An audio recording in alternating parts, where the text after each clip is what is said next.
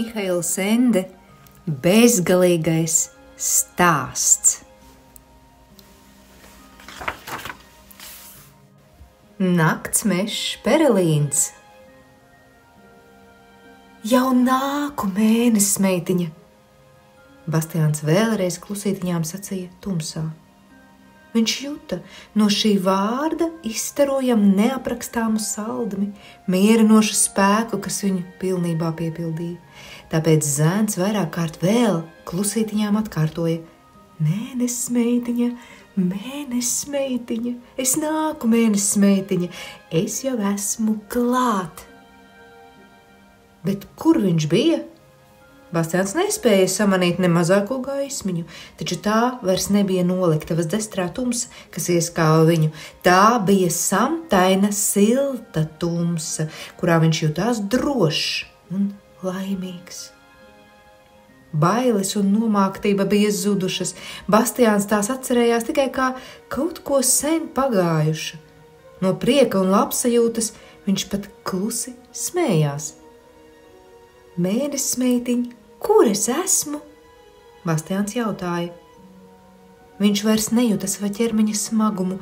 Viņš taustījās rokām apkārt un saprata, ka lido. Nebija vairs paklāju un cietās grīdas. Tā bija brīnišķīga, nekad vēl nebaudīta izjūta, atraisītības un neierobežotības brīvības izjūta. Nekas no tā, kas kādreiz bija apgrūtinājis un ierobežojis, tagad nespēja zēnu vairs aizsniegt. Vai viņš beidzot lidinājās kaut kur visumā, bet visumā taču bija zvaigznes. Turpretī šeit viņš nespēja neko tam līdzīgu saskatīt. Visu ieskāva vienīgi samtainā tumsa, un zēns jutās tik labi, kā nekad agrāk savā mūžā. Varbūt viņš bija miris?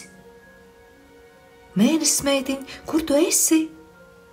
Un tad atskanēja kāda maiga balss. Tā bija putnam līdzīga balss un atbildēja viņam. Varbūt tā jau vairāk kārt bija atbildējusi, tikai viņš nebija ievērojis. Bastiāns to dzirdēja pavisam tuvu un tomēr nespēja pateikt, no kuras puses tā nāk. Te es esmu, Bastiān. Mēnesis meitiņ, vai tu tā esi? Ieskanējās gluži neparasti dziedoši smiekli. Kas gan cits? Tu taču man nu pat iedevi šo skaisto vārdu. Es tev pateicos par to. Esi sveicināts mans glābēji un mans varoni. Kur mēs esam, mēnesis meitiņ? Es esmu pie tevis un tu esi pie manis. Tā bija kā saruna sapnī, un tomēr Bastiāns zināja pavisam droši, ka viņš ir nomodā un nesapņo. Mēnesis meitiņ, zēns čukstēja. Vai tas tagad ir gals? Nē, viņa atbildēja. Tas ir sākums. Kur ir fantāzija, mēnesis meitiņa? Kur ir visi pārējie? Kur ir Atrejs un Fuhūrs? Vai tad viss ir pazudis? Un klīstošā kalna sirmgalvis un viņa grāmata?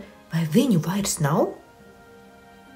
Fantāzija radīsies no tavām vēlmēm par jaunu, mans Bastiān. Es tās pārvērtīšu īstenībā. No manām vēlmēm? Zēns brīnīdamies atkārtoja. Tu taču zini, žūžoja saldā balss, kā mani sauc par vēlmju valdnieci.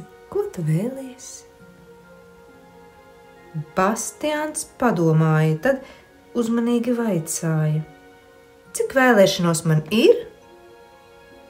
Tik, cik tu gribi, jo vairāk, jo labāk, mans Bastiān.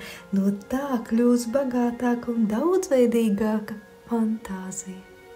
Bastiāns jutās pārsteigts un saviļņots, taču taisni tāpēc, ka pēkšņi bija pavērusies iespēju bezgalība. Viņam vispār nenāca prātā neviena vēlēšanās.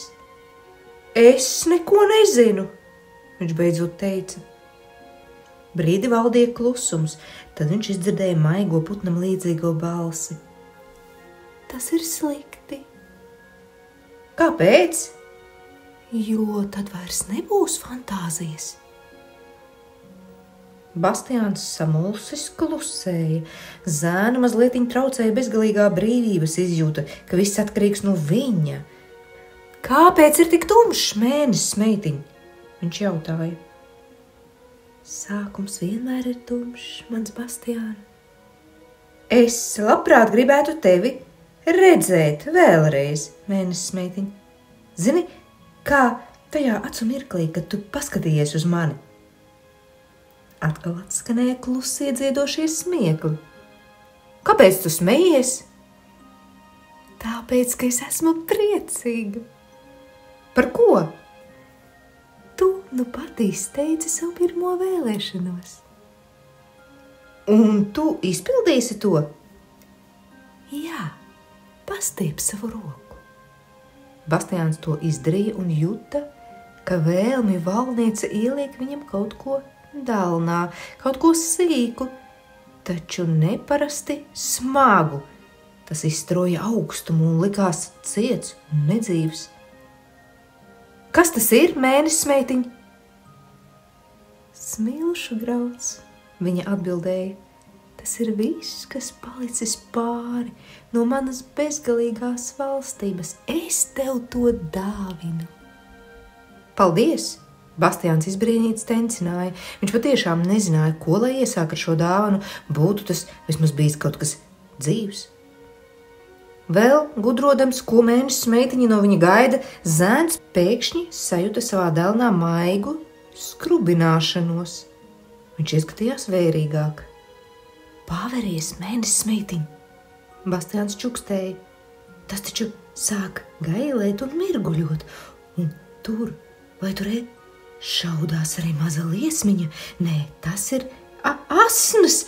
Mēnesis meitiņ, tas nemaz nav smilšu grauds, tas ir zaigojošs sēklas graudiņš, kas sāk dīgt. To tu paveici lieliski, Bastiān. Zēns dzirdēja viņu sakām. Redzi, tas tev izdodas pavisam viegli. No punktiņa Bastiāna dēlnā tagad zvīļoja tikko samanāms stars. Tas strauji pieņēmās spēkā un lika iemirdzēties samtainajā tumsā abām tik atšķirīgajām bērnu sejām, kas bija noliekušās pār brīnumu. Bastiāns lēnām pavilka savas rokas atpakaļ, un mirdzošais punkts palika starp viņiem gaisā kā maza zvaigznīte. Asns dīga ļoti strauji, to pat varēja redzēt ar aci. Tas izdiedzēja kātu un uzplaucēja lapas, izdzina pumpurus, kas satvēra brīnišķīgos daudzās krāsās zaigojošos un fosforiscējošos ziedos. Jau brieda mazi auglīši, kas tiklīdz nogatavojās, eksplodēja kā mazmazītiņas raķetes un no jauniem sēklu graudiņiem uzdzirkstīja ap sevi raibu dzirksteļu lietu. No jaunajiem sēklu graudiņiem atkal izdīga augi, taču tiem bija citas formas. Tie līdzinājās paparžu vēdekļiem un mazām palmām, kaktusa lodēm, kosai vai zarainiem kociņiem. Ik viens augs kvēloja un spīdēja citā krāsā. Drīz apkārt Bastiānam un mēnesis meitiņai virs un zem viņiem samtainā tumsa visriņķī bija piepildīta ar plaukstošiem un kuplojošiem gaismas augiem. Krāsās kvēlojoša bumba, jauna, mirdzoša pasaule lidinājās nekurienē, auga un auga, un tās dziļākajā iekšienē sēdēja roku rokā Bastiāns un mēnesis meitiņa, un izbrīna pilnām acīm raudzījās brīnišķīgajā izrādē. Augi likās neizsmeļami savā formu un krāsu daudzveidībā, atvērās ar vien lielāki ziedpumpuri, uzplauka ar vien bagātāki čemuri, un visa šī augšana norisinājās pilnīgā klusumā. Pēc kāda laika daži augi jau bija sasnieguši saulespuķa augstumu. Jā, daži pat bija tik lieli kā augļu koki. Tur mirdzēja garu, smaragda zaļu lapu vēdekļi un sarenes vai ziedi, kas līdzīgi pāvastei. pilnai varavīkšņu krāsas acīm. Citi augi atgādināja budistu tempļus, celtus no atvērtiem violēta zīda lietussargiem, kas salikti cits uz cita. Daži resnāki stumbri šķita kā bizē sapīti. Būdami caurspīdīgi, tie izskatījās kā sārts stikls, kas no iekšpuses ir apgaismots, un bija arī ziedu pušķīši, kas atgādināja lielus, zilus un dzeltenus lampionu ķekarus. Vietām lejup nokarājās tūkstošiem mazu asteru, kā sidrabaini mirdzoši ūdenskritumi vai tumši zeltainu pulkstenīšu priekškari ar garām pušķveida putekšnīcām. Un ar vien vēl šie mirdzošie naktsaugi cerojās kuplāki un biezāki un maz pamazām sāaudās maigas gaismas pinumā. Tev jādod viņam vārds, mēnesis meitiņa čukstēja. Bastiāns pamāja. Nakts mešs Perelīns, viņš sacīja. Zēns ielūkojās bērnišķīgai ķēzarienei acīs, un tagad atkārtojās tas pats, kas bija noticis abiem satiekoties pirmo reizi.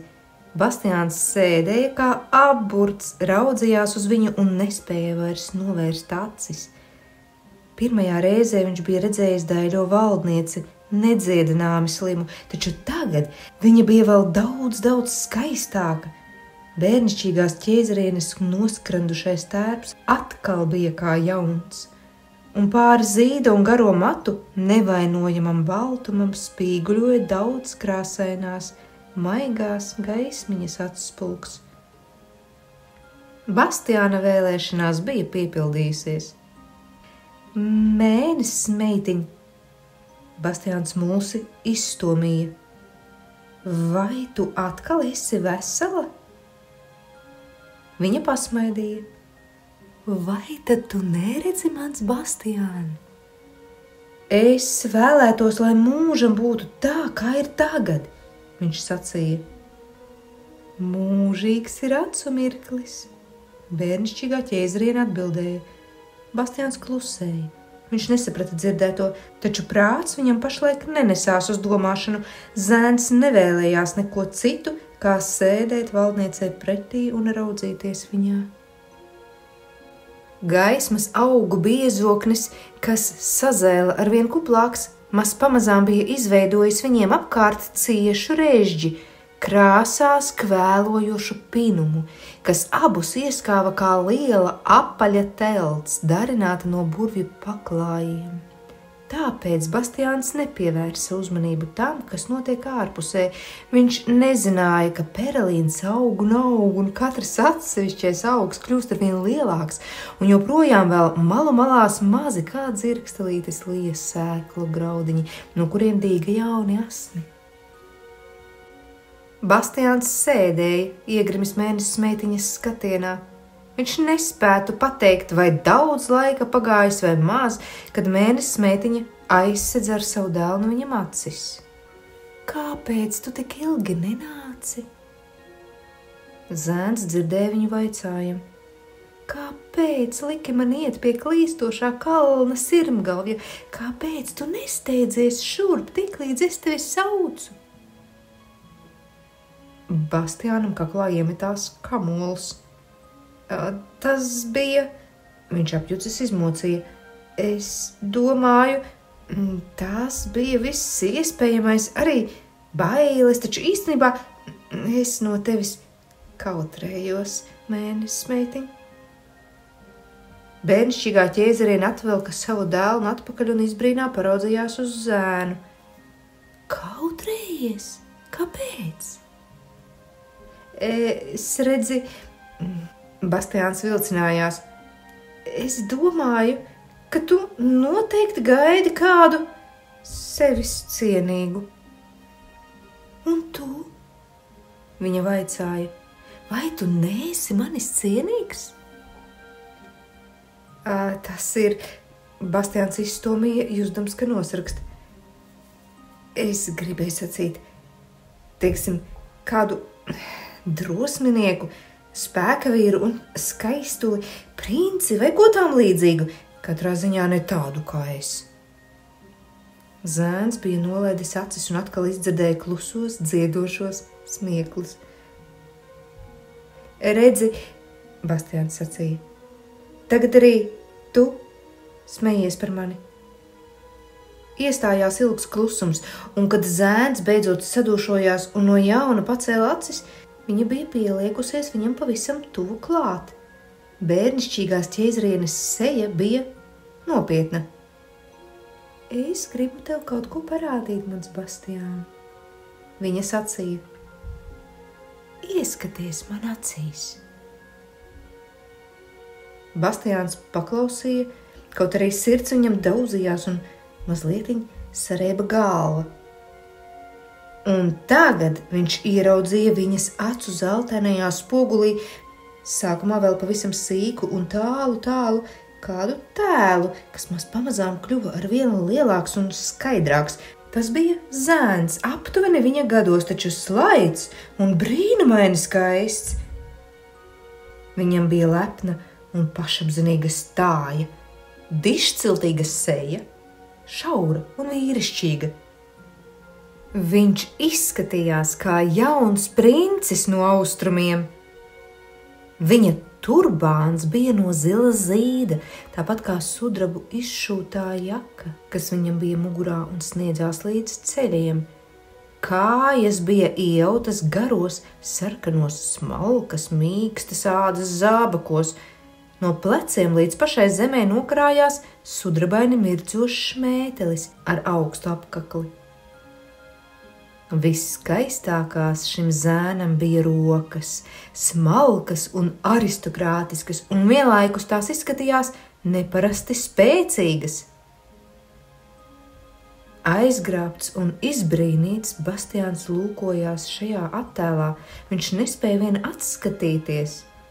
Tiklīdz zēns gribēja jautāt, kas ir šis skaistais ķēniņdēls, viņu kā zibens spēriens skāra atziņa, ka tas ir viņš pats. Tas bija viņa paša spoguļa attēls mēnesis meitiņas zeltainajās acīs. Ļoti grūti vārdos izteikt to, kas šajā mirklī ar viņu notika.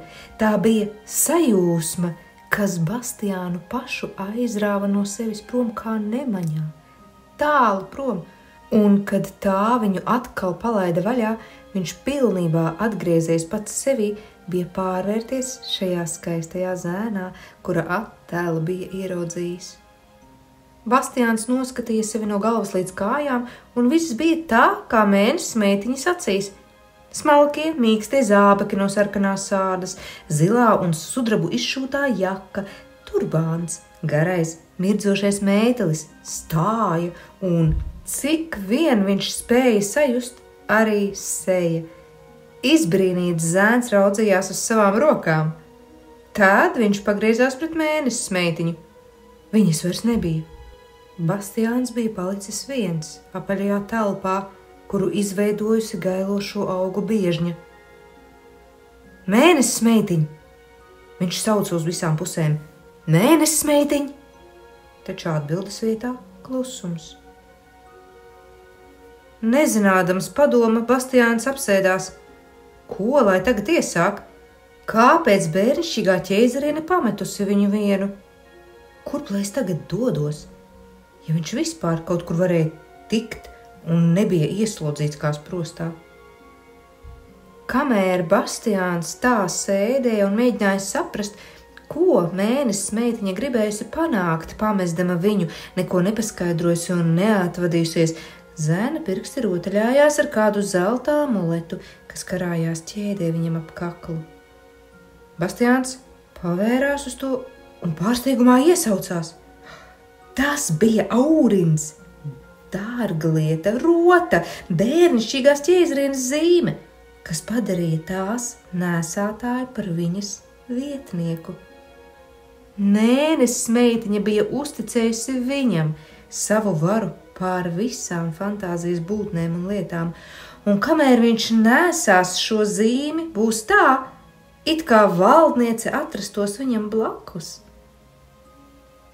Bastiāns ilgi skatījās uz abām čūskām, gaišo un tumšo, kas bija iekodušās vienotrai astē un izveidojušas ovālu. Tad viņš apgrieza medaļonu otrādi un tā mugurpusē sev par izbrīnu atrada kādu uzrakstu. Tie bija savādi vijīgiem burtiem uzrakstīti 5 īsi vārdi. Dari to, ko tu gribi. Bezgalīgajā stāstā par to līdz šim nekas nebija sacīts, vai atreiz šo uzrakstu nebūtu ievērojis. Taču tas tagad nebija no svara. Svarīgi bija vienīgi tas, ka šie vārdi izteica atļauju, akurāt aicinājumu darīt visu, ko vien gribas. Bastiāns piegāja pie krāsās zaigojošās augu sienas, lai paraudzītos, vai vispār iespējams izslīdēt te cauri un pa kurieni, un apmierināts secināja, ka var to bez pūlēm pavērt kā priekškaru. Viņš iznāca laukā. Nakts augi pa to laiku maigi, tomēr ārkārtīgi vareni, bija zēluši un kuplojuši, un Perelīns bija kļuvis par mežu, kuru pirms Bastiāna vēl nebija skatījusi neviena cilvēka acis. Lielākie stumbri tagad bija baznīcas torņa augstumā un resnumā, un tomēr tie auga un auga bez mitas. Vietumis šīs piena baltumā mirdzošās kolonnas jau stāvēja tik cieši cita pie citas, ka nebija iespējams tām izspraukties cauri. Un joprojām vēl kā dzirksteļu lietus bira jauni sēklu graudi. Pastaigādamies pa šo gaismas domu, Bastiāns pūlējās nevienu no spīguļojošiem asniem uz zemes nesamīt.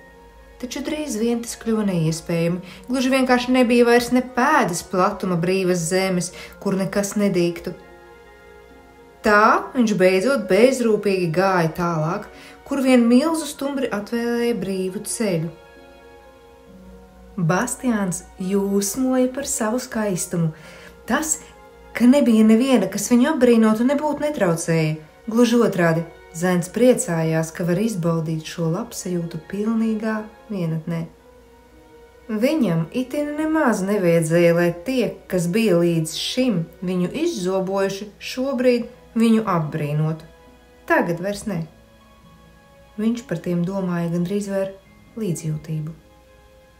Šajā mežā, kur nebija ne gada laiku, ne dienas un naktsmies, arī laika izjūta atšķirās no tās, ko Bastiāns bija pazinis līdz šim. Un tā viņš nesaprata, cik ilgi jau gājis. Taču prieks par savu skaistumu maz pamazām pārvērtās par kaut ko citu. Tas, ka viņš ir skaists, kļuva pats par sevi saprotams. Nevar apgalvot, ka zēns tāpēc justos mazāk laimīgs. Viņam tikai šķita, ka citādi jau nekad nav bijis.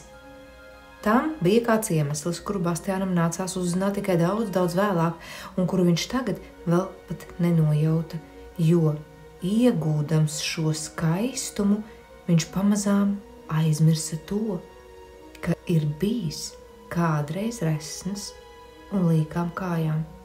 Pat, ja viņš ko būtu mainījis, droši, ka šīs atmiņas viņam neliktos īpaši svarīgas. Taču aizmiršana norisinājās gluži nemanāmi. Un, kad atmiņas bija pilnībā izzudušas, Bastiānam šķita, ka viņš jau vienmēr bijis tāds kā tagad.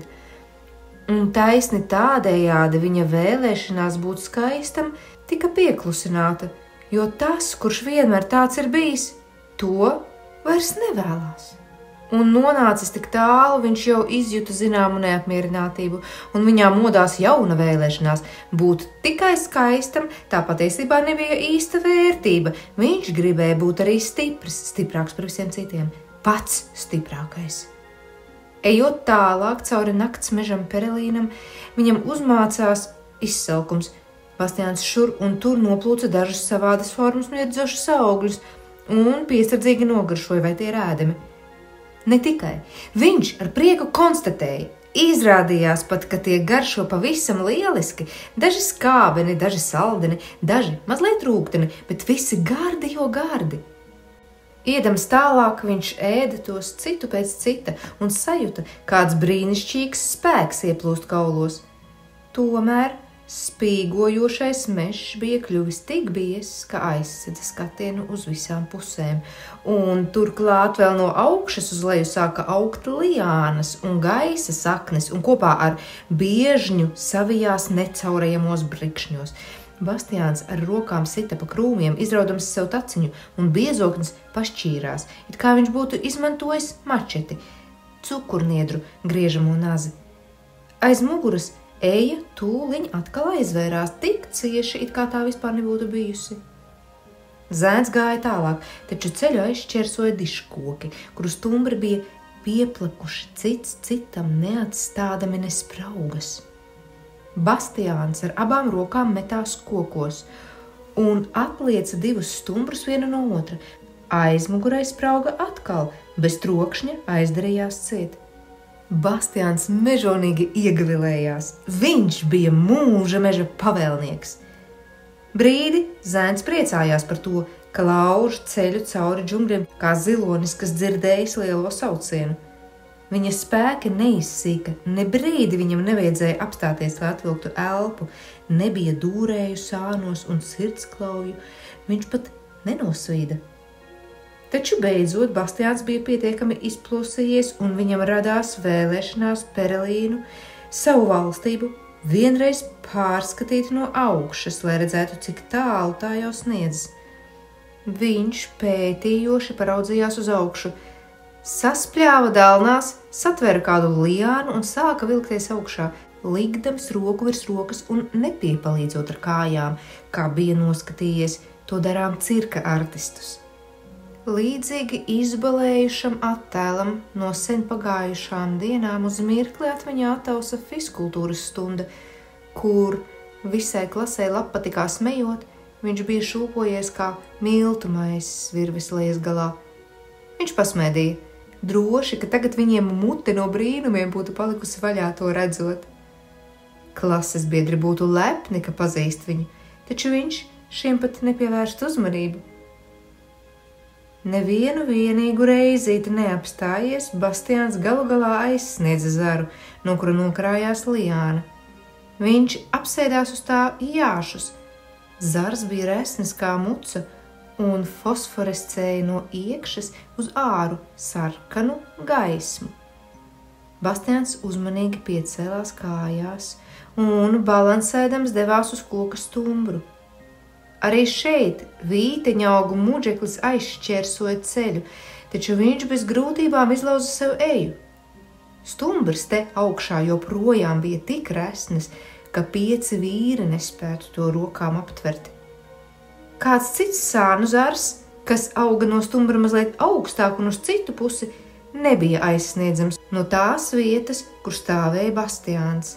Tāpēc viņš palēcās, lai satvertu kādu gaisa sakni un šūpojās šurpu turpu tik ilgi, līdz viņam izdevās aizsniegt, atkal palecoties augstāko zaru. No turienes savukārt varēja tikt pie nākamā. Viņš jau bija uzrāpies pa zarotni ļoti augstu, vismaz 100 metru, taču kvēlojošās lapas un zari neatsedza skatu uz leju. Kad Bastiāns bija ticis 2 tik augstu, vietumis pavērās spraugas, kas ļāva palūkoties atpakaļ, taču tikai tad stāvoklis sametās īsti nopietnas tieši tāpēc, ka kļuva arvien mazāk zaru un zariņu, un beidzot, nonākušam gandrīz līdz pašai augšai, Bastiānam vajadzēja apstāties, jo nemanīja vairs neko citu, pie kā varētu pieturēties, kā vien kailu slidenu stumbru, kas joprojām vēl bija telegrāfa staba resnumā. Bastiāns palūkojās uz augšu un ieraudzīja, ka šis stumbrs vai kāds izbeidzas aptuveni 20 metru augstāk, milzu lielā, tumšsarkani mirdzošā ziedā. Kā lai tiek tur augšā, tas viņam nebija skaidrs, taču Bastiānam vajadzēja tikt augšā, jo viņš negribēja palikt šeit, kur bija pašlaik. Viņš tātad apskāva stumbru un rāpās uz augšu pēdējos 20 metrus, kā akrobāts. Stumbrs šūpojās šurpu turpu un locījās kā zāles stiebrs vējā. Beidzot zēns atradās tieši zem zieda. kas atvērās kā tulpe uz augšu. Bastiānam izdevās vienu roku ievāzt starp ziedlapām un pieturēties, tad pastupt lapas citu no citas nost un uzvilkties augšā.